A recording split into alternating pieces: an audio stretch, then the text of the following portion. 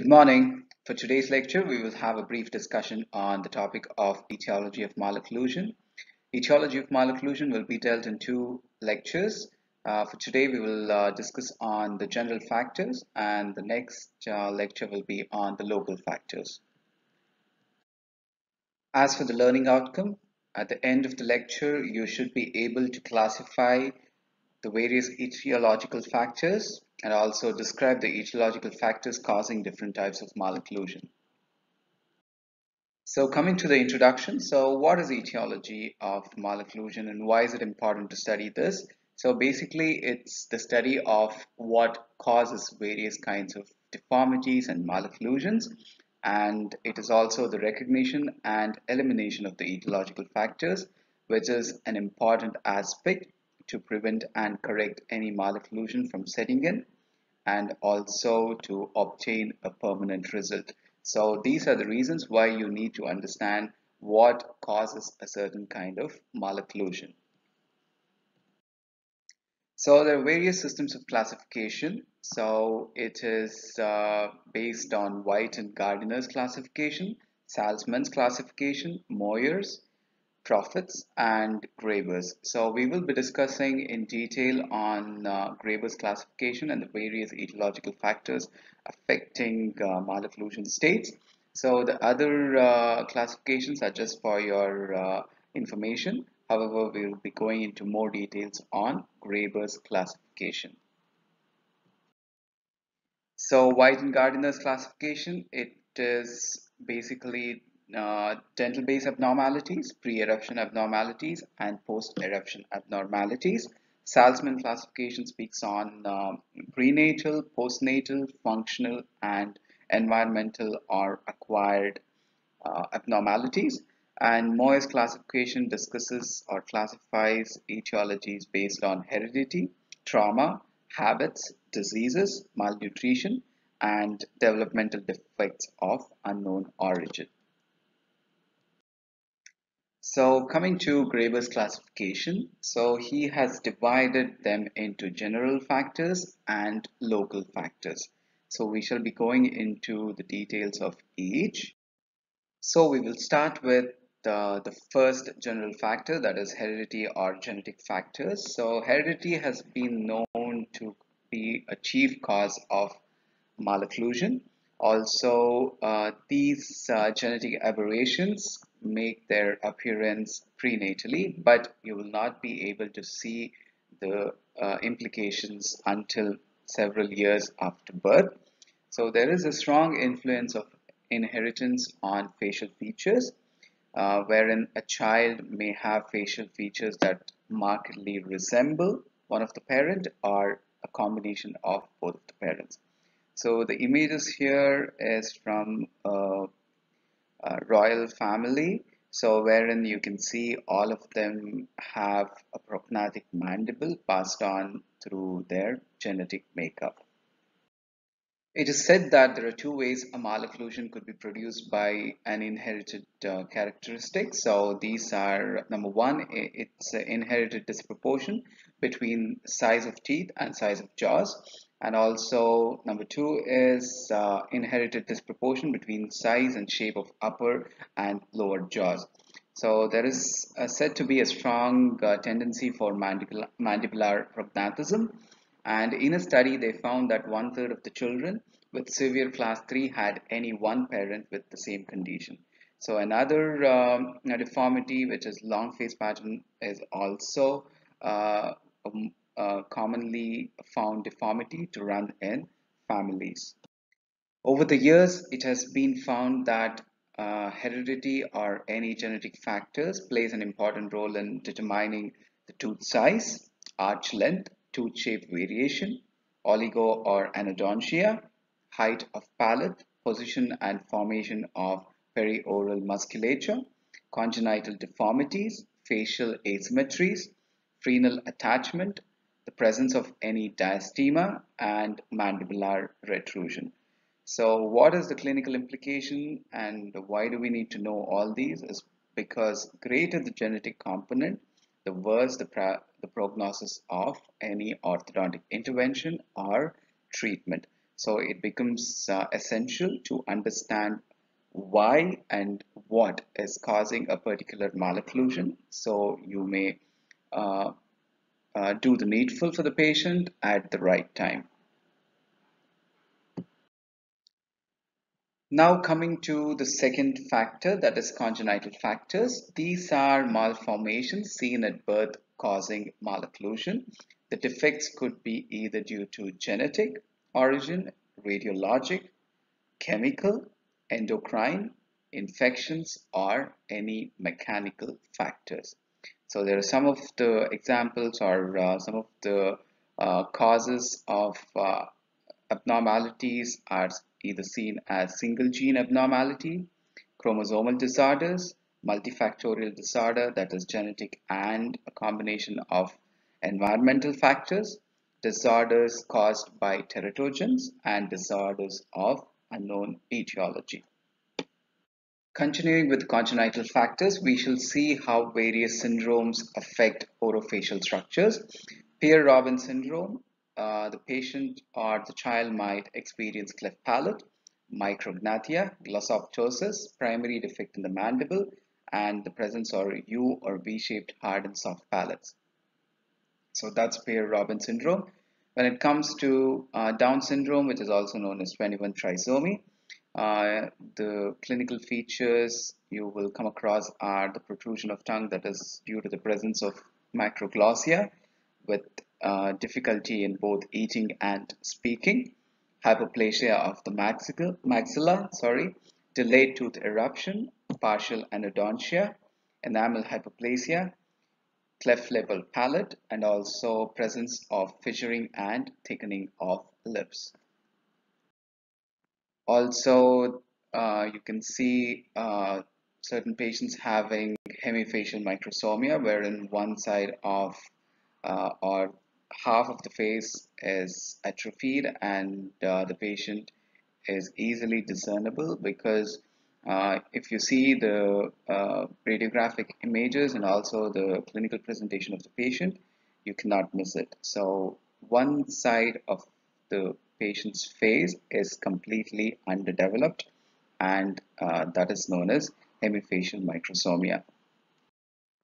So there are also certain disorders caused by teratogens. Teratogens are nothing but a group of congenital malformations caused by maternal exposure to teratogenic agents during pregnancy. So it becomes extremely important for an expectant mother to be completely mindful of what she is consuming during pregnancy because it may have an adverse effect on the developing fetus. So I'm not going to go into the details, so I'll just leave the slide for 10 seconds. You can just have a glance at it.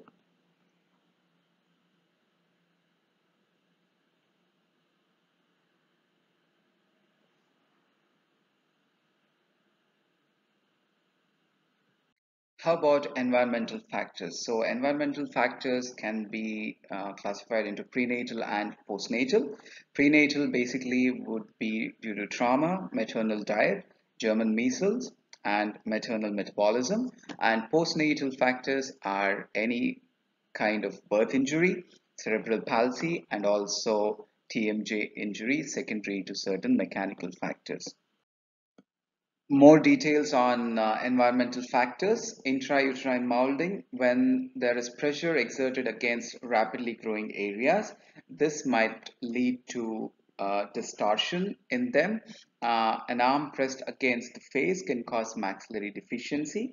The same way, head flexed against the chest can lead to mandibular deficiency. Also, decreased amniotic fluid can result in a small mandible or cleft palate, which is due to upward displacement of the tongue.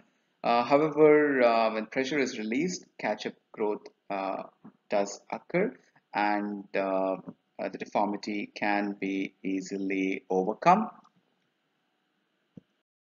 The next environmental factor is rubella or German measles. It is caused by toga virus, which spreads by a droplet infection.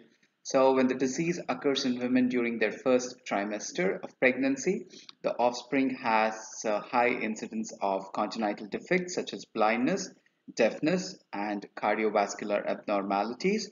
Occasionally can also lead to enamel hyperplasia and delayed eruption of deciduous teeth.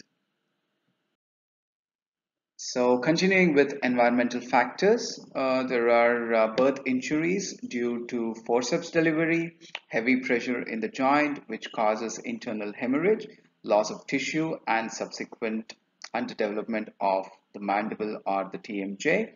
Also, it could be due to secondary injuries during childhood, that is, fracture of the jaw.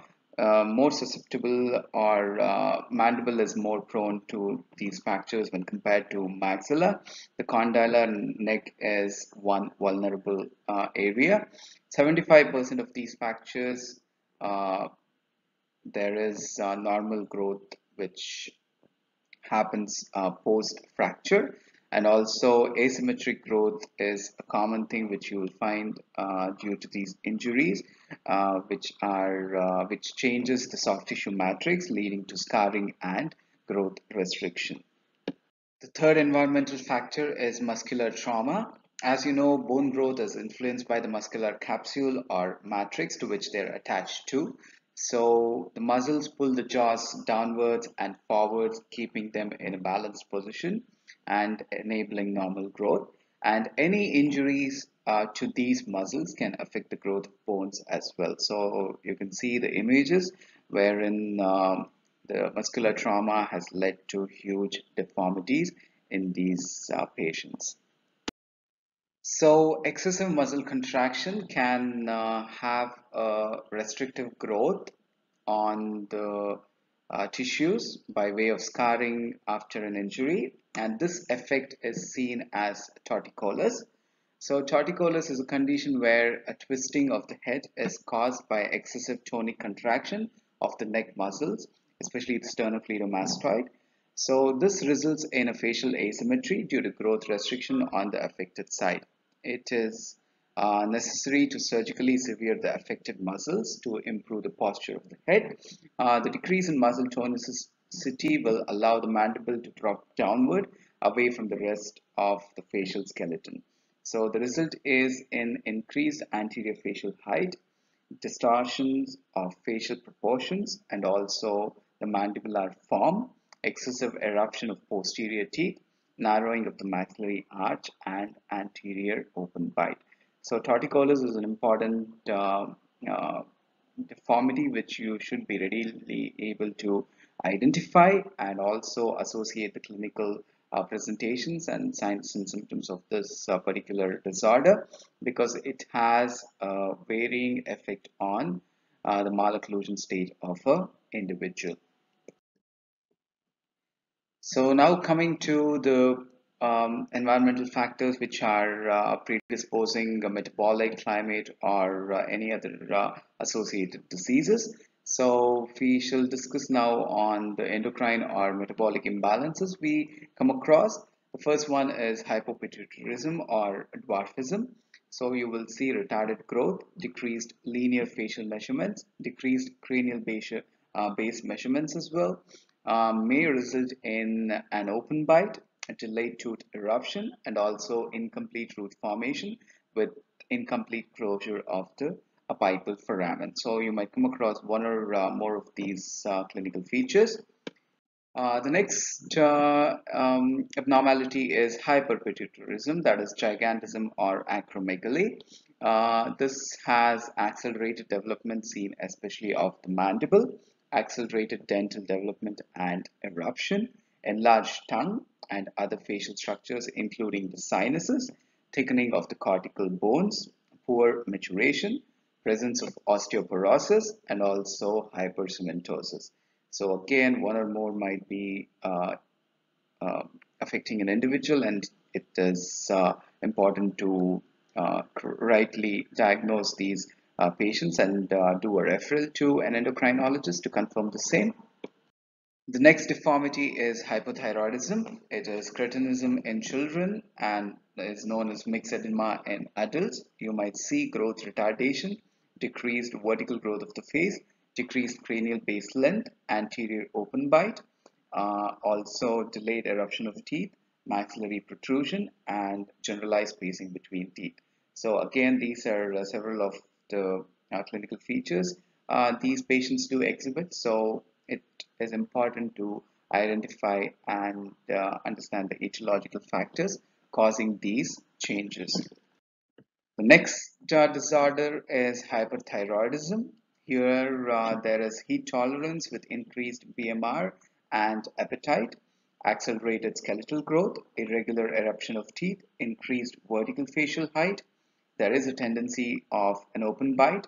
Mild prognathism may also be apparent, and the presence of osteoporosis. Usually, by the time a dentist sees these patients, the patient is or the parent is aware of their medical issues, and hence it becomes extremely important to take a detailed medical and dental history to correlate and come to a proper diagnosis before attempting to treat these patients, because any treatment measures might become counterproductive, and hence it becomes extremely important to consult the pediatrician or the pediatric dentist who might have more information, and they might be able to help you when and how to address these issues.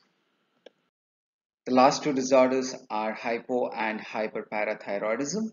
So in hypoparathyroidism, you might find retarded eruption, early exfoliation of teeth, and also presence of enamel defects.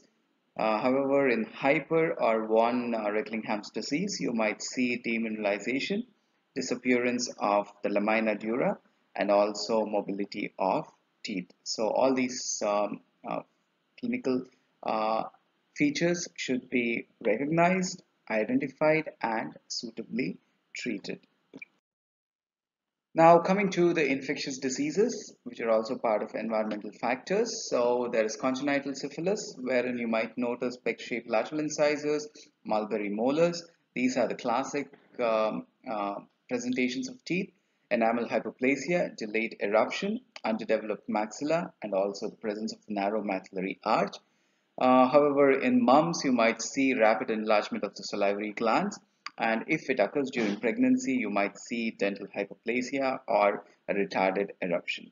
You also might see bone response to force being altered in cases of osteomyelitis.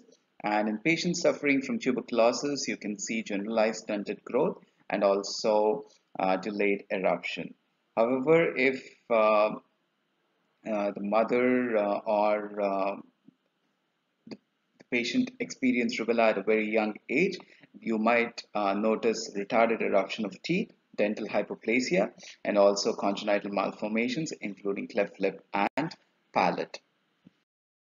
So the next factor we're going to discuss is the nutritional deficiencies and how they can affect the development of the orofacial structures. There can be at times um, impairment of these structures, or certain times it can lead to delayed development of these structures. So I'm not going to go into the details of each. I will pause the slide for a while and you can have a quick glance.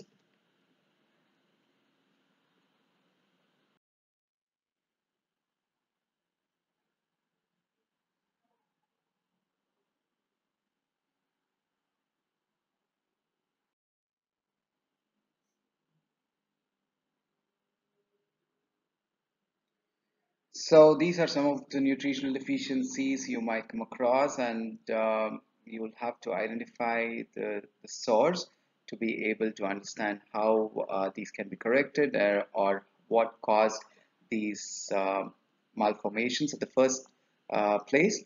So again, taking a detailed medical history will be of valuable uh, help to you in determining the exact cause. The next factor is abnormal pressure habits and functional aberrations. So there can be abnormal suckling, tongue and finger sucking, tongue thrust and tongue sucking, abnormal swallowing habits, speech defects, respiratory abnormalities, presence of inflamed tonsils and adenoids, and also psychogenic tics and bruxism. So again, there might be presence of one or more in an individual, and identification is the key. Posture is also an etiological factor. It is suggested that poor posture can lead to malocclusion. Stooping with chin on the chest can lead to mandibular retrusion. A child resting head on the hand or sleeping on arm or fist can lead to development of malocclusion or may accentuate existing malocclusion. However, these are highly debated and argued upon, as they have not been able to prove conclusively the role of these as primary etiological factors in the development of any malocclusion state. So coming to the last aspect of the etiological factors, that is iatrogenic. So there are certain appliances leading to malocclusion. Milwaukee brace, this is given in the treatment of kyphoscoliosis. It helps in holding the head in an extended position, and the constant pressure on the mandible can cause malocclusion. Also, wearing a plaster cast is which is used to stabilize cervical vertebrae can also have similar effects on the mandible. So these are some of the iatrogenic factors which can result in malocclusion states. Now we are at the last classification, which was put forth by Prophet. So it is specific causes, genetic influences, and environmental influences. So he divided them into these three broad categories. If an object is acted upon by a set of forces but remains in the same position, then the forces must be in balance. So what I'm trying to say here is, if there is equilibrium between various forces acting upon a certain object, then because of the equilibrium, no changes happen and everything is in balance. So the same holds good for the position of teeth as well.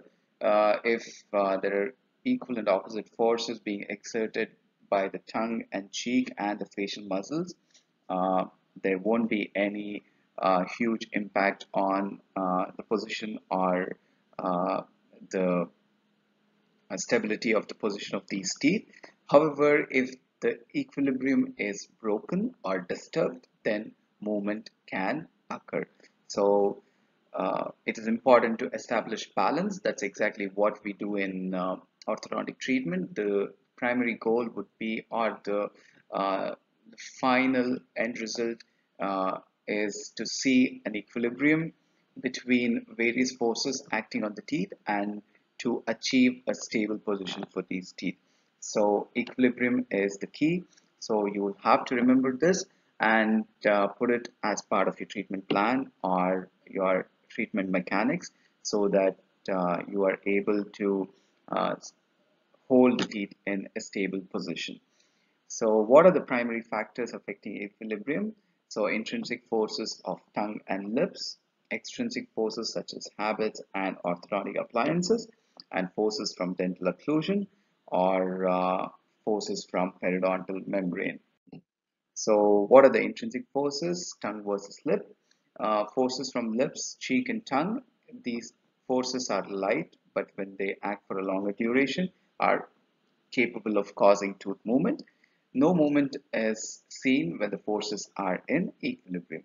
And also extrinsic forces, that is pressure habits and orthodontic appliances. Orthodontic treatment causing tooth movement interferes with the equilibrium, right? As we discussed earlier, any movement or any change in equilibrium can affect tooth movement. So it's vice versa. So if there is an iatrogenic tooth movement, then there is a change in equilibrium. The same holds good with habits as well. Constant pressure changes the equilibrium and will have deleterious effects on the orofacial structures. Also, extrinsic forces are effective only when the duration exceeds 6 hours. Also, the third factor is the forces from the dental occlusion.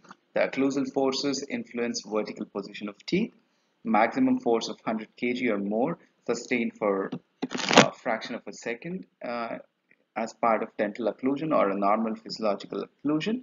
Vertical position of teeth when changed can also alter the rest position of the mandible, and extrusion of molar teeth rotates the mandible downward and backward, and intrusion causes the mandible to move to a closed position. So these are some of the forces from dental occlusion. And the final force which we're going to understand is the forces from the periodontal membrane. These also form an important part in stabilizing teeth. Though the tongue and lip pressure are unequal, it is postulated that the periodontal ligament maintains teeth in a stable position. Also, any pathological migration can break down the periodontal ligament fibers. Also, the position of teeth is influenced by two factors, which is the resting position of the lips, cheek, and tongue. Resting position of the lips, cheek, and tongue, and the metabolic activity within the periodontal membrane. So these two factors influence the final position of the teeth. So I think with that, we've come to the last slide of today's lecture. So far, we've covered the various etiological factors of malocclusion and also the various classifications put forth by various authors. The next lecture in this series will be on the local factors of etiology of malocclusion. So with that thought in mind, we shall wind up today's lecture. Thank you so much for listening.